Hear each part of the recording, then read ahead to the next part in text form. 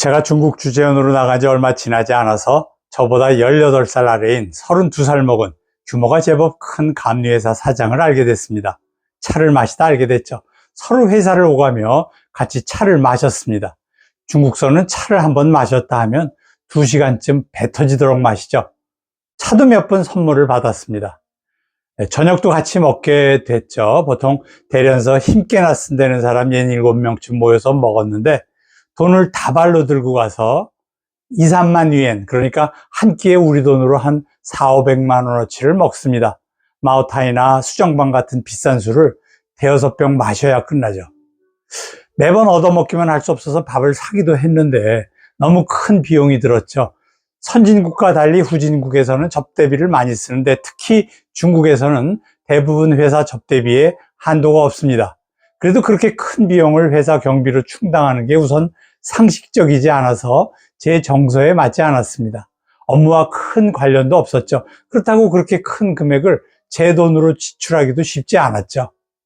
핑계를 대면 몇 번 나가지 않았더니 이번에는 회사에 차를 한 보따리 들고 와서 운남에 차를 사러 갔다 왔는데 좋은 보이차가 있어서 창고로 2개, 우리 돈으로 5억 원 정도 주고 샀으니 한번 마셔보라며 자랑을 합니다. 그리고 또 잡아 끌어서 같이 저녁을 먹었죠. 이 녀석이 돈도 없는 저와 그렇게 밥을 먹자고 한 것은 제가 자기가 어울리는 사람과는 달라서 자기는 이런 외국인과도 교류한다고 과시할 목적입니다. 당시 우리 회사가 대련에서 3번째로 큰 외자기업이기도 했지만 기본적으로는 중국인들이 너무 쉽게 큰 돈을 벌기 때문에 비용을 생각하는 그런 개념이 없어서 그렇습니다. 저는 17년 전에 중장비와 특수차량 제조회사의 주재원으로 중국 대련에 가서 회사를 차리고 16만 평의 땅을 사고, 그러니까 50년 토지 사용권을 얻어서 중장비 특수차량 생산 공장을 건설했습니다. 하루는 기초공사 현장에 나가 있었는데 대련시 정부 환경국에서 우리나라 과장에 해당하는 처장이 찾아왔습니다. 오, 환경국 공무원. 바짝 긴장했죠.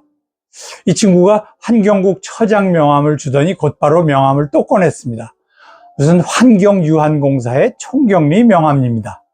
우리 회사에 환경 관련 특수 차량 대리점을 하고 싶다는 것입니다. 나 이런. 환경국장이 시정부 앞에 환경회사를 하나 차려놓고 자기가 대표를 맡고 환경국 공무원들이 회사 직원을 겸하며 환경 관련 기업들의 대리점 사업을 하는 것입니다. 시정부 환경국이 관련 기업들과 직접 거래하는 것이 아니라 자신들이 만든 대리점을 통해 거래하는 것입니다. 자기가 자기에게 납품하는 것이죠. 우리 회사 특수장비를 구매해서 자기가 근무하는 정부의 2배의 가격으로 되팔겠다는 것입니다. 그 과정에서 생긴 수익은 정부 공무원들이 사이좋게 나누는 것입니다. 노장사상의 장자가 말하던 도척의 을이라는 것이 바로 이런 것이죠.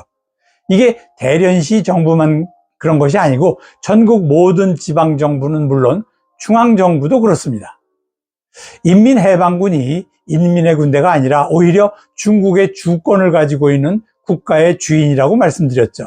그 군은 지역 군별로 자체 건설회사를 여러 개 가지고 있는데 각각의 규모가 중국에서 손꼽히는 그런 대형 건설사입니다. 철도청이 소유한 여러 개의 자체 건설회사도 그 규모가 손꼽히죠. 군 철도청만 그런 것이 아니라 정부의 기능을 관장하는 모든 부처의 책임자들이 이런 식으로 자신 업무와 관련된 기업을 소유하고 그 기업을 통해 정부가 운영되는 시스템을 구축해 놓았습니다. 애초에 공정성 따위와는 상관없이 운영됩니다. 인민의 국가가 아니고 공산당의 국가요, 인민해방군의 국가이기 때문에 그렇습니다. 이렇게 정부 부처와 산하 관련 기업을 공산당이 소유하고 힘을 합쳐 돈을 챙겨서 사이좋게 나누어 갔습니다. 공산당원이 나머지 14억 명을 착취하는 구조, 그것이 중국 공산주의입니다. 지난 회차에 중공은 봉건주의라고 했던 것은 그 때문입니다. 그러니 이들이 축적하는 부의 양은 우리가 상상도 할 수 없는 그런 엄청난 규모입니다. 돈을 이런 식으로 쉽게 벌고 있으니 경쟁력이나 원가에 대한 개념은 애초에 없습니다. 우리가 중요하게 생각하는 품질이나 원가, 납기 따위는 경쟁력과 거의 관련이 없는 요소입니다. 오직 관시가 중요한 것입니다. 효율이나 생산성 역시 고려 대상이 아니죠. 처음 중국 가서 인건비가 우리의 4분의 1이라고 좋아했더니 생산성도 4분의 1 정도라서 실망했던 적이 있습니다. 우리 한 명이 하는 일을 중국에서는 4명이 담당합니다. 만두집에 가보면은 우리는 주인이 만두를 빚고 쪄서 서빙하고 계산까지 합니다. 어쩌다 주방에 설거지하는 아줌마가 따로 있기도 하죠. 중국에서는 주문받는 종업원 따로, 서빙하는 종업원 따로, 카운터 보는 종업원과 만두 빚는 2~3명의 종업원, 만두 찌는 종업원, 그리고 설거지 담당은 따로 있습니다. 그래서 종업원이 바쁘게 움직이는 모습은 보기 힘듭니다. 그러니 무슨 국제 경쟁력이 있을 수 있겠습니까? 국내 TV를 보면 자신이 중국 전문가라며 중국 상품의 가성비나 경쟁력을 말하는 사람이 있습니다. 그런 중국 전문가가 한두 명도 아니고 여러 명이 있는데 그럴 리가 있겠습니까? 중국에서 연구비라도 몇 푼 받았겠죠.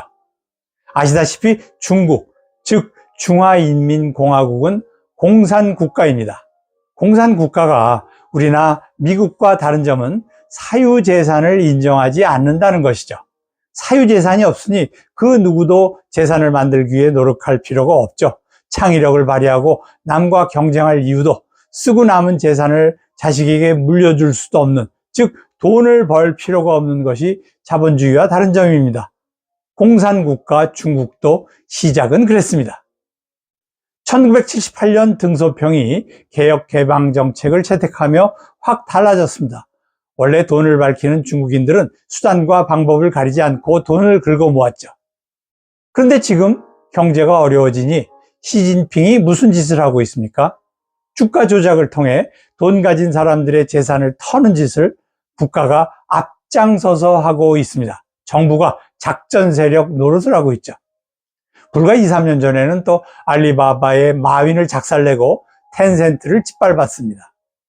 그 바탕에는 공산주의 사상, 프롤레타리아를 대표하는 공산당이 돈을 가진 부르주아를 타도해서 재산을 강탈하는 것이 정당하다는 사상이 깔려 있어서 그렇습니다. 그런 국가가 어떻게 경쟁력을 가질 수 있겠습니까? 그 전에 중국 경제가 잘 나가고 국제적으로 가격 경쟁력이 있는 것처럼 보인 것은 인건비, 재료비 등 가격 경쟁력을 구성하는 요소들이 다른 곳으로 전가되어 왜곡됨으로써 나타나는 착시 현상일 뿐입니다. 상품 가격을 품질이나 원가와 상관없이 판매에 초점을 맞춰서 결정하고 그 구성 원가를 다른 곳에 떠넘기는 것이죠. 만약에 제가 500원짜리 동전을 가지고 있는데 사람들이 갑자기 그 동전을 1000원에 사가면 순식간에 부자가 될 겁니다. 근데 그런 일은 안 일어나죠. 이런 것을 아비트러지라고 하는데 중국 경제가 원가를 다른 곳에 떠넘기는 것도 일종의 아비트러지라고 할 수 있습니다. 그 전이된 원가는 어디에 누군가가 덤태기를 써야 하는데 지금 중국의 지방정부 재정이 파탄나고 인구 대부분을 차지하는 농민은 비참하게 생활하는 것이 바로 그 결과입니다. 그런 체제가 얼마나 버틸 수 있을까요? 지금 당장은 버티는 것처럼 보이지만 또 얼마간은 더 버티겠지만 결국은 무너지고 말 것입니다. 애초에 중국은 없습니다.